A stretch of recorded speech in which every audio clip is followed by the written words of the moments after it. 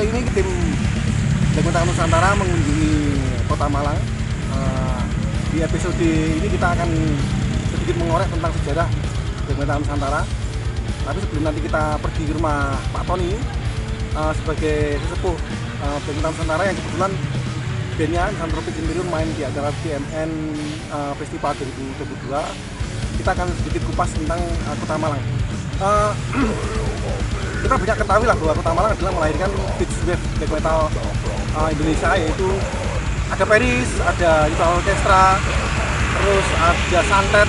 Tiga band ini adalah yang kita ketahui menjadi beach wave black metal dengan tulisan-tulisan mini albumnya yang begitu mempengaruhi scene black metal di Nusantara. Nah, kita juga ketahui bahwa Singasari adalah ibu kota dari Kerajaan Tumato, yang mana pada tahun 1197 Maharaja Kertanegara pernah mengirimkan pasukannya yaitu ke Sumatera, atau yang kita kenal sebagai ekspedisi Pamalayu. Ini adalah sebuah diplomasi militer untuk menaklukkan Sumatera dan untuk membendung pasukan Tiongkok yang akan masuk ke bumi Jawa. Nah, di kemudian hari ekspedisi Pamalayu ini adalah diperluas oleh Mahapati Gajah Mada dengan Sumpah Palapanya, jadi untuk penyatuan Nusantara. Nah, pada dekade ini kita akumulasikan sebagai Festival Black Metal Nusantara, yaitu untuk sebuah penyatuan subgenre dari Black Metal Nusantara itu sendiri. Nah, bagaimana nanti perkembangan Black Metal Nusantara di Kota Malang khususnya, nanti kita ikuti perjalanan kita menemui Pak Tony Krun dari Misanthropic Imperium sekaligus ex Ritual Orchestra Alam Nusantara dari bumi Malang.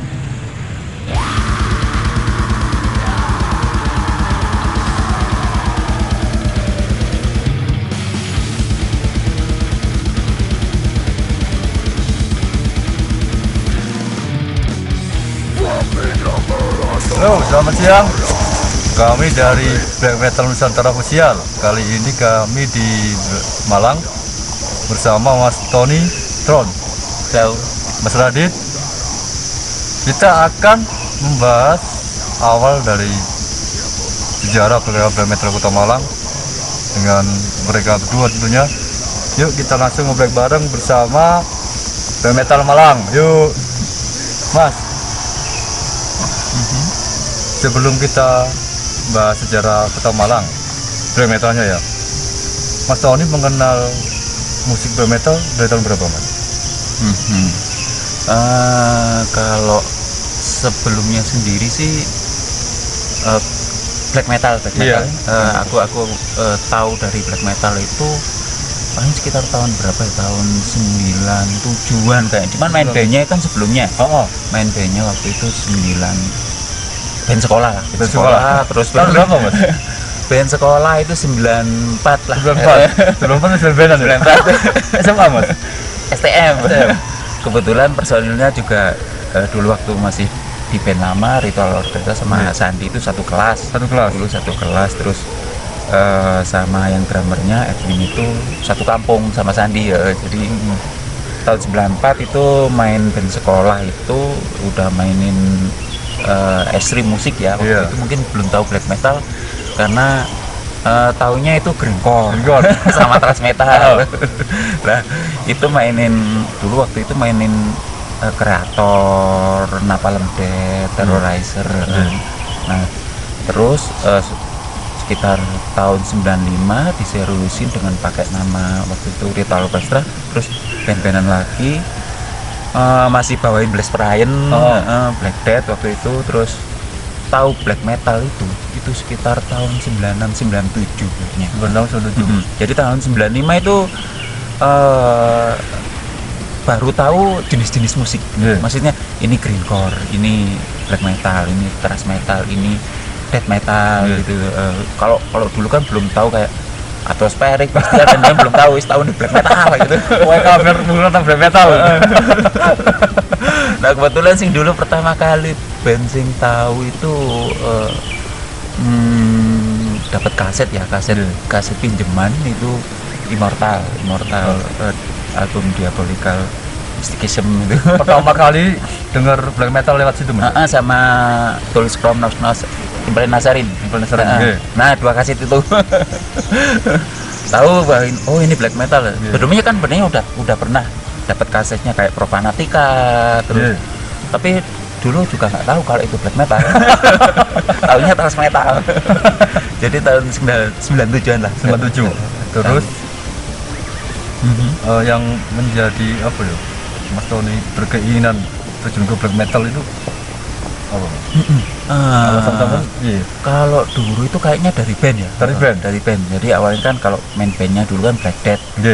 Black Death, kebetulan juga vokalnya juga masih scream sama apa? Growl waktu itu.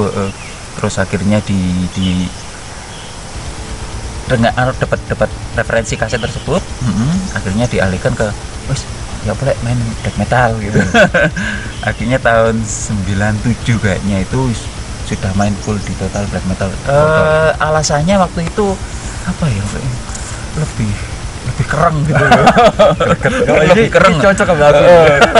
Lebih karena awalnya kan sukanya itu yang agak-agak gelap-gelap gitu. Band-band yang itu Desperado, terus Massacre Colombia gitu, Korasi Colombia. Nah itu akhirnya ada yang lebih gelap lagi, wah kok cocok. Akhirnya itu sertnya ke situ. Sampai sekarang. Tahun segitu kan belum banyak studio mungkin Mas. Kesulitan nggak Mas bantu band itu? Kalau maksudnya studi untuk latihan, memang waktu itu pernah ngalamin kesulitan juga Mas. Tahun-tahun sak muda ada yang no trust, waktu itu kok no trust kan, no pan underground. No underground. Kalau orangnya agak-agak berkumpulnya lebih luas, no trust. Kontrol wis kaoleh. Gitu. Cuman dulu ada studi itu ya kebetulan deket rumahnya gitarisnya aku yang dulu itu yang Sandi itu bebas gitu loh. Bebas. Jadi kadang kita malah latihan itu jam 1 malam. Pagi latihan. Jam 1 malam karena studinya penuh gitu. Jam 1 malam gitu sampai jam 2 kan. Ataupun jam 12 kena shiftnya penuh, kita pengen latihan masih tetap bisa nerima, enak gitu. Ya kesulitan juga sih, tapi cuman karena kita mungkin deket sama studio itu enak, lebih enak. Maksudnya udah mendukung Mas. Langganan. Untuk pengaruh yang mempengaruhi Mas Tony, band-band luar bukan asal itu ya. Bikin iki aku kudu ini mesti influence Mas secara pribadi sama ini. Kalau yang pertama kali itu memang ya Battles in the North ya, sama Ya Wis Mayhem itu The Mysteries Doom Satanas itu ketika Dead Cross. Lebih ke The Mysteries ya, aku lebih ke The Mysteries Doom Satanas. Maksudnya aku lebih suka, nggak tahu kok, lebih suka ke Atilanya gitu loh, The Mysteries Doom Satanas daripada sing vokal death-nya. Terus juga Immortalnya yang di album Battles in the North lebih itu kayak Marduk, kayak Empire, terus Get-getan maksudnya. Norwegian Sweden itu masuk semua saya kira ya. Kalau Impalet ya memang awalnya dapat kasetnya black metal itu. Waktu itu cuman Mas Tony aja Mas yang black metal tahun-tahun segitu. Malang. Tahun 97. Ya. Sebenarnya kalau Malang ya, Malang itu tahun 95 itu udah ada band black metal. Bisa nama Mas? Boleh sebutkan namanya Mas? Iki sangat kan. Kebetulan itu aku namanya apa ya?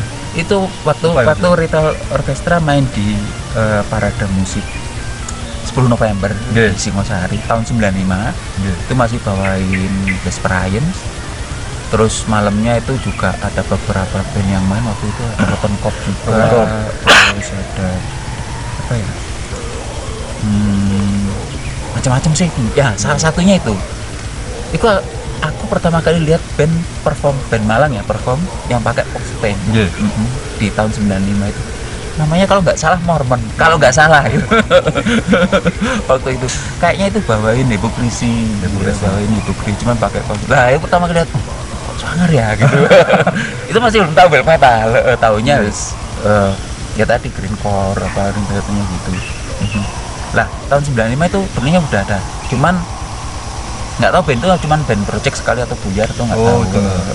Terus selanjutnya tahun 96 kalau nggak 97. 96 PMU Parade Musik Underground memang pertama 96 itu di mana sih, di gedung YPAC. Nah itu baru banyak bentuk metal yang itu udah mulai rame Mas ya, metal ya. Udah ada Santet, Paris, Mystical, Siara, terus Waduh Peti Mati, terus macam-macam lah. Waktu itu Ritual Rocknya juga masih belum black metal, masih black metal, belum pakai cosplay, belum black metal Mas ya? Belum. Yang waktu itu yang black metal yang Paris, kayak Santet itu udah. Sebelum Ritual Orkestra, Mas Tony pernah ngeband di sekolah, pop kampung. Metallica. Oh jadi Pak Wi gitu. Band Agustusan. Waktu itu.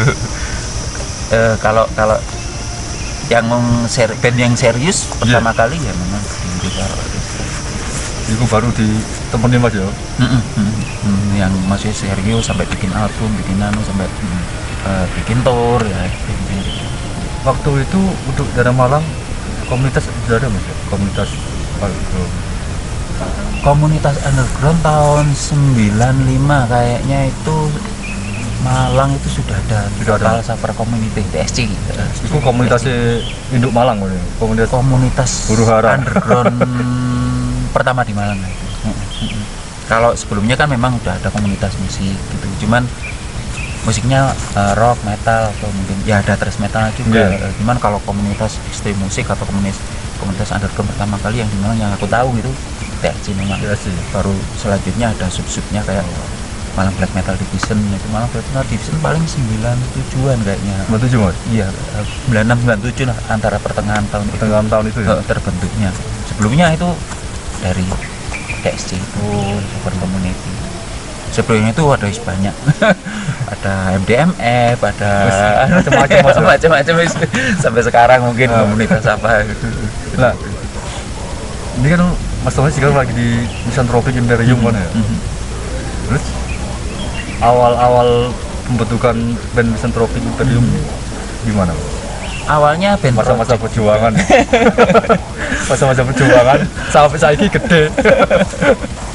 Awalnya juga band project gitu, jadi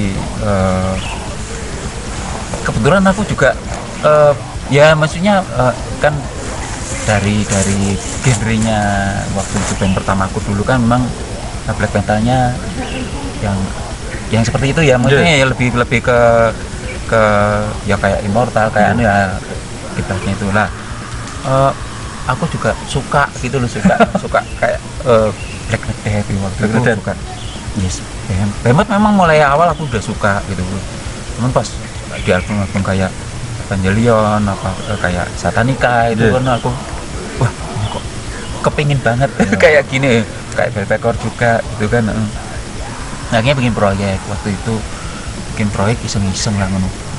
Kita main di acaranya rekan-rekan Surabaya waktu itu metal acaranya Daniel kan karo Feral Metal War. Yang belasan berarti 2012 lupa gue 2012 kayaknya. Iku ayo iseng-iseng yuk. Nah main di situ bikin aku ada ide pas ngumpul ayo lagi yuk diajar tuh, akhirnya main bikin project waktu itu masih Misantherium. Nah Misantherium kok berubah dari Misanthropic Imperium? Sebenarnya Misanthropic Imperium itu namanya aslinya Misanthropic Imperium. Memang asli. Iya. Misanthropic di mana lebih enak, lebih pendek, dipendekin jadi Misantherium. Waktu itu ukurannya enak, pas biar gampang gitu. Akhirnya itu bikin Misantherium, covernya hanya Behemoth aja, nggak punya lagu gitu. Daftar di Metal War itu, terus main-main di Batu sini, pernah main di Banyuwangi juga. Ya nggak punya lagu, lagunya orang semua. Pas punya lagu sendiri tahun berapa single baru bikin karya sendiri? 2016 kayaknya. 2016. Kayaknya sih 2016 itu. 2016 nyoba Misanthropic Imperium Mas ya, aman ya. Ya itu udah dipindah jadi Misanthropic Imperium. Terus ngeluarin single yang direkam di Dastanian. Mas Daniel. Itu terus 2017-nya bikin album itu yang dipegang sama Hitam Telang. Yang pertama Cawana Marah itu baru yang 2018.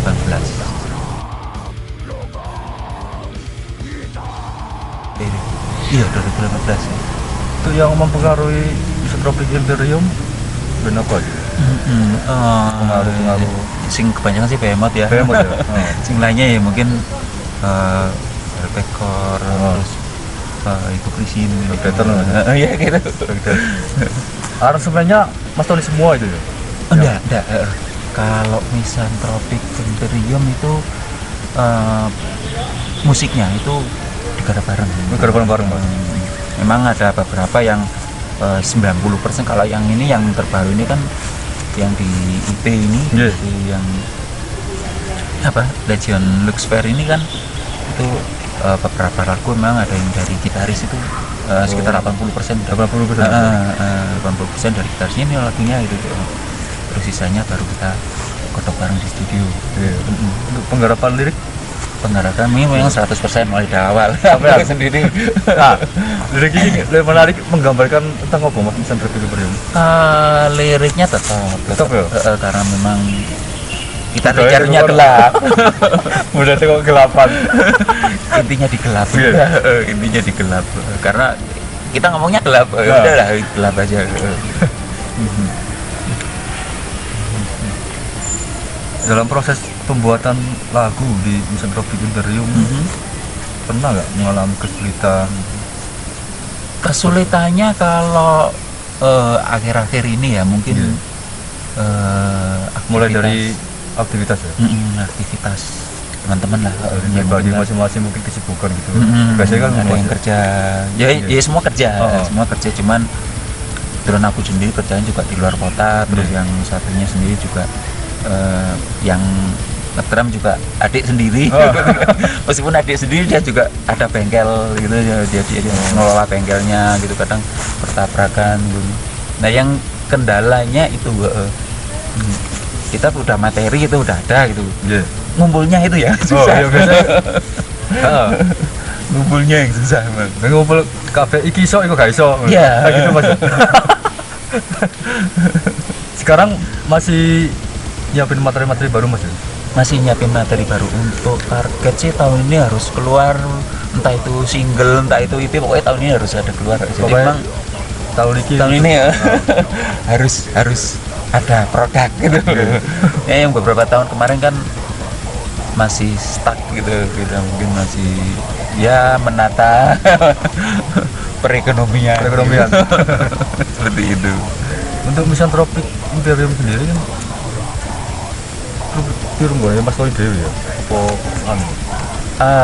Kalau band sih nggak mulai dari awal nih, kasarnya berapa kali ganti personil? Pernah Mas ya? Oh iya, kalau dari awal kita sing betul. Kalau dari awal itu memang yang maksudnya memang yang dirikan aku sendiri. Itu yang sekarang itu Irawan atau Iron Hell itu. Sama yang waktu itu juga adik sendiri kan, aku tahu dulu dia kan punya band death metal Monster Well dulu namanya, dan aku tahu dulu dia mainnya kayak gimana. Aku tawarin gimana main. Akhirnya mau dia, ya udah masuk Misanthropic. Dengan bandnya sendiri kan sudah vakum lama, udah nggak tahu ini udah bubar, padahal juga udah ada lagunya gitu yang tapi cuman nggak tahu sampai sekarang nggak bandnya. Jadi lebih fokus, akhirnya fokus ke Misanthropic ya. Selama di Misanthropic Imperium yang paling berkesan itu mainan di Mas? Paling berkesan ya? Maksudnya pengalaman sing apa ya, sing gak iso lali, bisa seneng. sebenarnya yang paling puas itu malah main di Jakarta kayaknya. Hammer Sonic itu Mas? Hammer Sonic itu juga puas, tapi waktu itu mungkin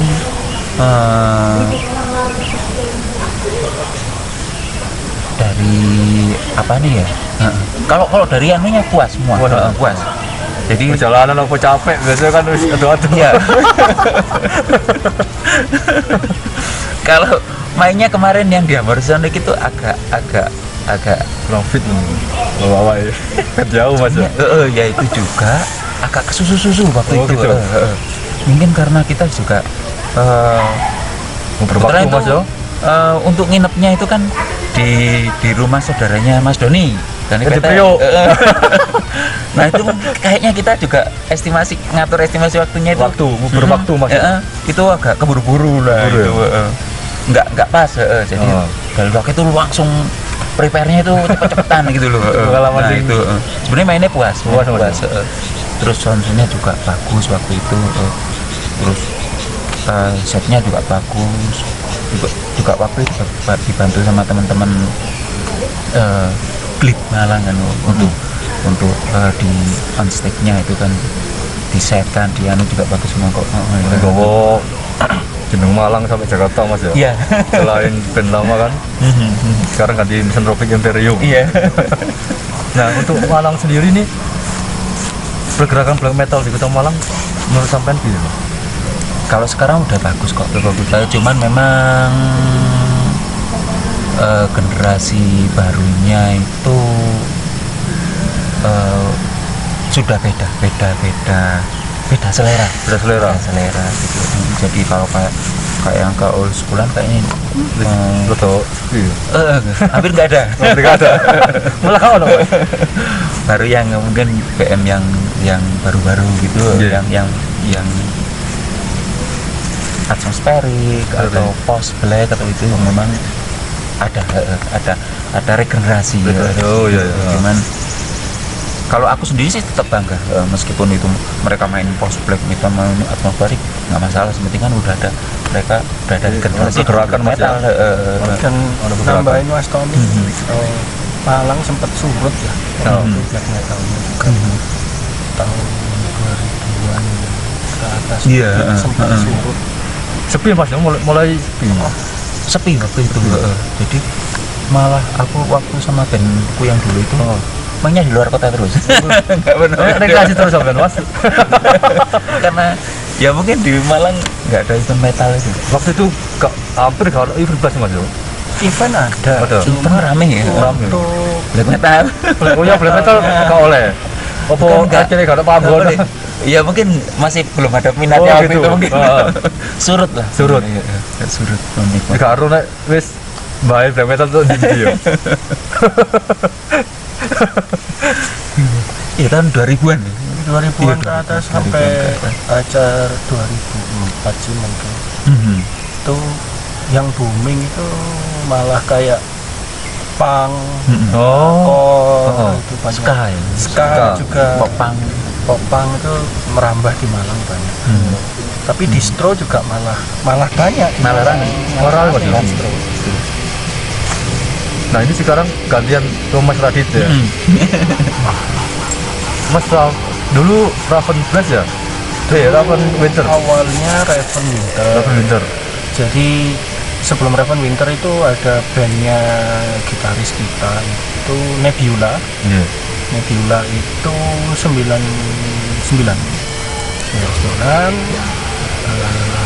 sampai tahun 2004 itu gitarisnya Raven Blast itu ingin bentuk band baru karena yang lama udah sama sekali nggak ada aktivitas. Latihan ada tapi nggak ada aktivitas kayak live ataupun bikin lagu itu belum.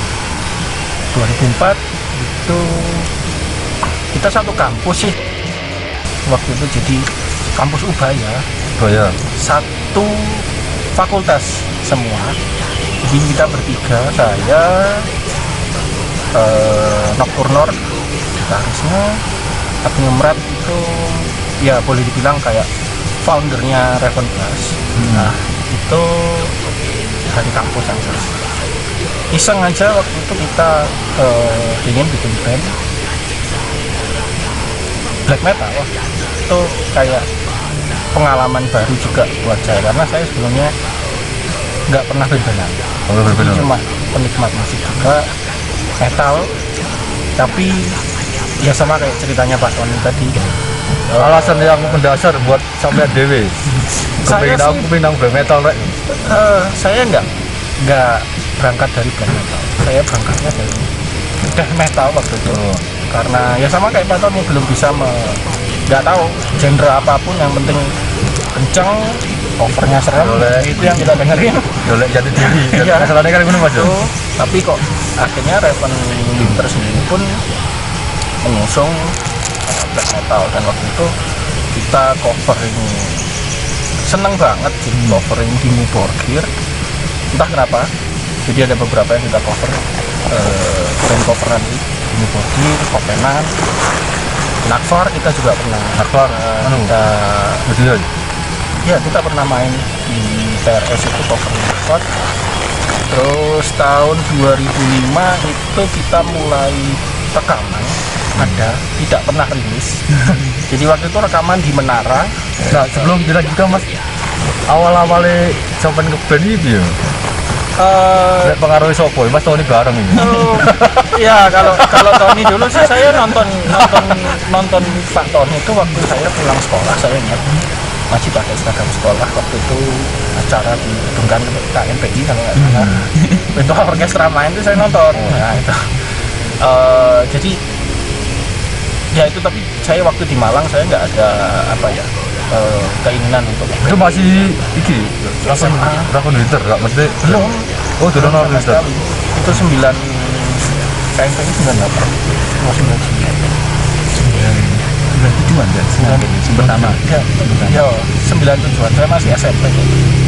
Masih SMP. Jadi ya belum ada keinginan untuk band-bandan. Saya belum ada keinginan untuk sekali. Awal-awalnya gaya Raven Winter ini.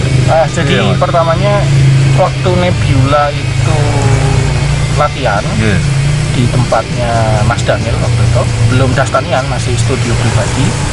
Itu mereka nggak ada vokal, jadi latihan cuma gitar, bass sama drum tanpa vokal. Tapi entah kenapa lagunya saya hafal. Dan waktu itu saya ya coba aja. Tahun biru Mas? Itu 2002 mungkin. Tapi Raven Winter domisili Surabaya ya? Surabaya. Kita 2004 bikin Raven Winter di Surabaya. Tanggal 29 Agustus. Waktu itu langsung ikut eventnya Surabaya Total Bliss di Gedung Cak Durasim. Itu debut kita main. Setelah Surabaya Total Bliss, selang 1 minggu ada Surabaya Extreme Metal. Yang pertama kita ikut waktu itu di parkiran pertama main Bali Pemuda. Yang Surabaya Extreme Metal. Saya ya waktu itu saya kuliah di Surabaya. Kita Surabaya Base Band sih. Terus rekaman pertama itu di Menara, waktu itu judulnya Lentera Terakhir, tapi kita nggak sempat rilis. Setelah itu tahun 2005-2006 itu kita juga rekaman lagi, itu Destiny, itu rekaman, tapi juga kita nggak rilis, cuma pernah ikut kompilasi untuk Singapura. Waktu itu isnya Iron Fist yang bikin. Yang dari Indonesia waktu itu ada Macabre Amuleta, Dry, kita Raven Winter, Bandoso, sama Pecah. 5 band dari Indonesia, sisanya dari Thailand ada, dari Singapura ada, dari Malaysia sih lebih banyak. Untuk resmi pendiri Raven Winter itu Raven Winter saya, gitaris saya sama keyboardis saya. Tahun berapa Mas? 2004. 2004. Ya. Untuk pengaruh band Winter wah, kalau pengaruh band luar masalahnya influence. Kalau saya pribadi sih malah influence saya bukan dari black metal. Saya lebih suka ke melodic death, jadi kayak band-band kayak ada Tranquility, In Flames, Hipokrisi, itu mingguan saya pribadi untuk band-bandan. Kalau anak-anak yang lain sih mungkin gitaris saya juga Dissection, Dimmu Borgir, Mayhem juga. Untuk keyboardis saya itu lebih pas ya, lebih wide ya. Jadi mungkin ada unsur musik lain juga. Tapi dia senang sama Emperor memang. Memang apa ya, fans Emperor. Untuk tema lirik ngangkat apa? Oke, untuk ini 2022 kita sudah mempersiapkan si materi untuk dirilis full album 10 lagu. Nah, perubahan dari Raven Winter ke Raven Blast ini ya ceritanya? Oh, jadi ceritanya waktu itu tahun 2007 kita memutuskan untuk bubar karena kesibukan kuliah. Waktu itu ada yang udah skripsi sehingga sama sekali nggak bisa diganggu, dan saya harus pulang ke Malang karena ada gangguan kesehatan. Jadi harus nungguin diri di rumah. Terus tahun 2010 itu gitaris saya mencoba untuk reuni live, untuk reuni tapi namanya diganti Raven Blast. Waktu itu reuni di acara Trendy Bangsa tahun 2010 ya, itu kita reuni pakai nama Raven Blast, sama personilnya juga sama. Personilnya tetap Mas? Tetap, Cuma ganti nama gitu ya? ganti nama. Tadi sudah ketemu Iya. Terus kita tetap mengadakan konser reuni. Waktu itu sempat juga yang Impayati main di Surabaya. Apa namanya? Eastern Fest. Ya, itu Eastern Fest kita main. Nah, setelah itu kita mencoba untuk juga bikin lagu.